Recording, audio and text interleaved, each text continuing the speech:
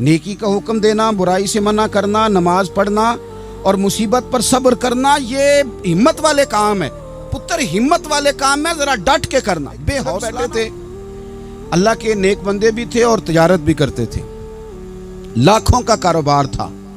बुजुर्ग बैठे हुए हैं तो अचानक खबर मिली कि हजरत साहब पढ़ा रहे थे सबक। खबर मिली कि आपका वो जो एक जहाज था ना, माल बरदार, वो जहाज आपका डूब गया पानी में। फरमाने लगे अल्हम्दुलिल्लाह। सबक पढ़ाते रहे, 2-4 घंटे गुजरे तो एक बंदा फिर आया। उसने आके कहा हुजूर मुबारक हो, वो जो जहाज डूबने वाली खबर थी वो गलत थी, वो जहाज आपका बिल्कुल ठीक ठाक है, लाखों रुपए बच गए। फरमाने लगे अल्हम्दुलिल्लाह।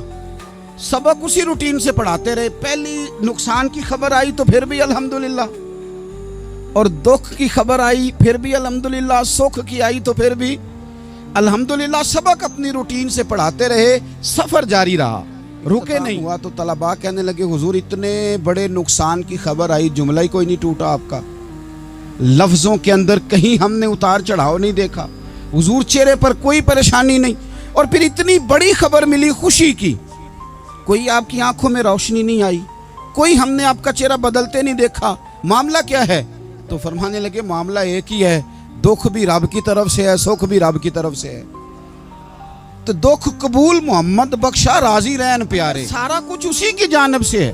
तो ये तो कोई बात ना हुई कि दुख आने पे बंदा कहे हो ये क्या बन गया, सुख आए तो बंदा के देखा मैंने मेहनत की थी तो कामयाब। अली मकाम रदी अल्लाह तआला अन्हु की फिक्र को समझ जाओ, जब वो मुस्तफा करीम के कंधों पे थे फिर भी अल्हम्दुलिल्लाह, और जब उनका सर नेज़े की नोक पे था फिर भी अल्हम्दुलिल्लाह। किसी मकाम पर किसी जगह भी हुसैन इब्ने अली शिकवा करते नजर नहीं आते। सैयदना इमाम अली मकाम हर मकाम पे कहते हैं अल्हम्दुलिल्लाह अल्हम्दुलिल्लाह अल्हम्दुलिल्लाह। वो मस्जिद नबवी के मिंबर पर जलवा फिराज थे, और जब तक जमाना हाथ बांधे उनके सामने खड़ा था फिर भी अल्हम्दुलिल्लाह। और जब उनके बच्चों के हाथों में जालिमों ने जंजीरें डाल दी तो फिर भी अल्हम्दुलिल्लाह। जब तक सूरज चांद भी सैयदा ज़ैनब के घर के करीब से गुजरते थे तो ज़रा थोड़ी नज़र हटा के गुजरते थे, मालिक फिर भी अल्हम्दुलिल्लाह। और जब शाम के बाज़ार में परदेसी बहन अपने भाई का कटा हुआ सर लेके सफ़र कर रही थी तो फिर भी अल्हम्दुलिल्लाह। मारो मारो ना मैनू मार मुकाओ, मैं कोई उज़र ना पेश ले आवां, ते जे सोना ही मेरे दुख विच राजी, जे सोना ही मेरे दुख विच राजी, ते फिर सुख नू चुल्हे अल्हम्दुलिल्लाह का मिजाज लाओ। ये रोज़ जो घर में लड़ाई करना, रोज़ इख्तलाफे राय की बात करना, रोज़ कभी किसी की गीबत करना, कभी किसी की करना, कभी किसी चौक में बैठ के शिकवा करना, कभी किसी चौक में बैठ के शिकवा करना, कभी कहना कि फलां जगह में नाकाम हो गया, फलां की वजह से हो गया, ये कुछ शेवा है मुसलमानी का? हर हाल में अल्लाह की तस्बीह पढ़ता है मुसलमान, हर हाल में अपने रब को याद करता है।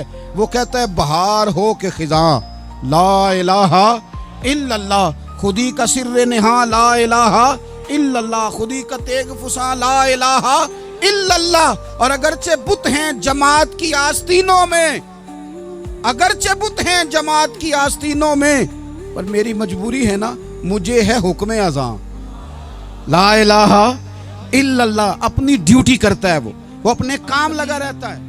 पलट कर मेरे रसूल पाक सल्लल्लाहु ताला अलैहि वसल्लम की खूबसूरत जिंदगी को देखे ना, खूबसूरत जिंदगी को। मैं क्या करूं, हमारे मिजाजों में बातें ऐसी आती जा रही हैं, हम इंतज़ार करने को तैयार ही नहीं है। तो शाम को रिजल्ट आना चाहिए। जो पूरी 5 दिन नमाज पढ़ लेता है वो कहता है अभी मैं वली नहीं बना, इतने दिन हो गए नमाज पढ़ते।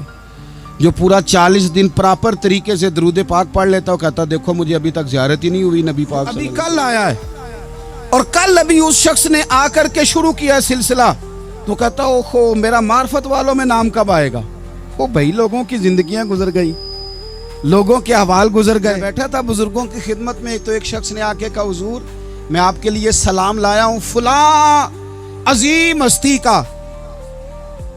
तो हजरत साहब ने उसको थपकी दी, फरमाने लगे पुत्र मैं इन्ने जोगा नहीं, तेनू कोई भुलेखा लग गया है, मैं बदकार पुराना खादम, ओ मैं नहीं इस काबिल यार, ये तुझे गलती लग गई है, मुझे तो अपने अमाल का पता है। मैं मौजूद था और साहिबे علم و فضل بندے کے پاس تھا۔ اس قابل مہربانی کرنا تو میرے لیے دعا کر، اللہ تعالیٰ میرے اوپر رحمت کر دے اور کوئی رستہ کھل جائے۔ سنو، حضرت عمر فاروق جیسا بندہ میرے رسول پاک صلی اللہ علیہ وسلم کے غلاموں میں مولا علی شیر خدا کا مرتبہ کون جان سکتا ہے؟ حضرت علی کہا کرتے تھے میرا دل کرتا ہے اس طرح کے اعمال لے کے اللہ کی بارگاہ میں جاؤں جو اعمال سیدنا فاروق اعظم کے ہیں۔ اتنا صالح بندہ، اتنا پرہیزگار بندہ، عمر فاروق کے انتقال کا وقت آیا تو لوگ ان کی تعریفیں کرنے لگے، عمر کی بڑی بات ہے، عمر کی بڑی بات ہے۔